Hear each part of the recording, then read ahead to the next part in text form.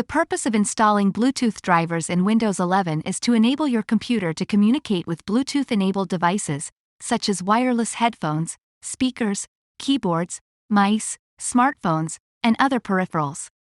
So follow the instructions of this video to learn how to install your Bluetooth drivers in Windows 11.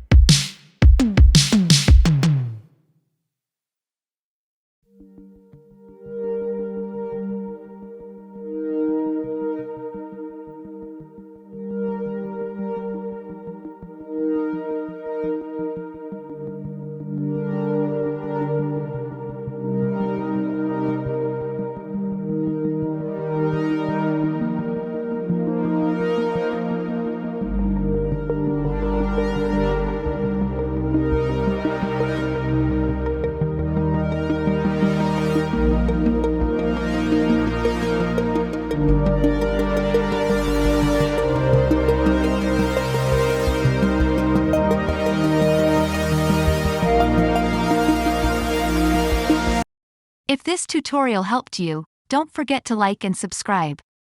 Thanks for watching.